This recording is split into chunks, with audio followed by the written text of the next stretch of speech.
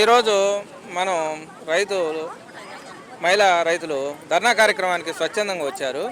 అయితే వాళ్ళని అడిగి వాళ్ళ పరిస్థితి ఏంది, అసలు రైతులు ఎంత పరిస్థితి ఎలా వచ్చింది, ఏంది పరిస్థితి అనేది తెలుసుకుందాం.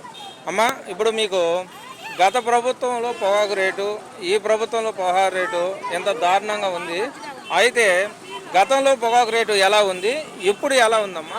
గతంలో బాగుంది సార్, నీడు బాగుంది, రేట్లు పెరిగాయి. కానీ ఇప్పుడు అని సడన్గా సగం రేట్లు తగ్గాయి. పొగాకు రైతులు చాలా ఇబ్బంది పడతారు. ఇంకేం ముందు దాకా చచ్చిపోయే పరిస్థితులు తీసుకొచ్చారు సార్. కానీ అంత దారుణంగా పడిపోయాయి రేట్లు. ఈ కూటమి ప్రభుత్వం వచ్చినాక ఎవరికైనా రైతు అనే వాళ్ళకి ఎవరికి ఉపయోగం లేదు. అది ఏ పథకాలు ఒక్కటి రావట్లేదు. ఇప్పుడు రైతు భరోసా ఈ సంవత్సరం ఒక దఫాన వచ్చిందమ్మా? లేదు సార్, అసలు అది అనేది లేదు. అది అనేది అసలు రైతు భరోసా అనే లేదు, తల్లి వందనం లేదు.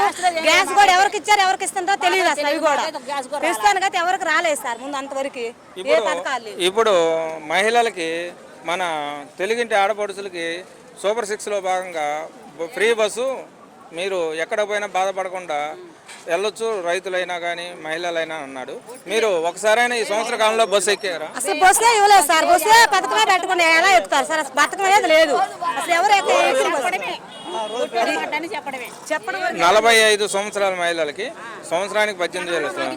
అయితే జగన్ గవర్నమెంట్లో పడ్డాయా లేదా? ఇప్పుడు ఈ ప్రభుత్వం సంవత్సరం అయిన కాంచి ఒక్క రూపాయినా కానీ వచ్చినాయా, రాలేదా? గతంలో జగన్ ఉన్నప్పుడు పడ్డాయి సార్. కానీ ఇప్పుడు వరకు అయితే మటుకు ఈ కూటమి ప్రభుత్వం వచ్చినాక సంవత్సరం వెళ్ళిపోయింది, 2వ సంవత్సరం వచ్చింది. కానీ ఒక్కటైతే లేదు, ఒక పథకం కూడా లేదు. అది జగన్ ఉన్నాక వచ్చాయన్ని, ఇప్పుడైతే లేవు.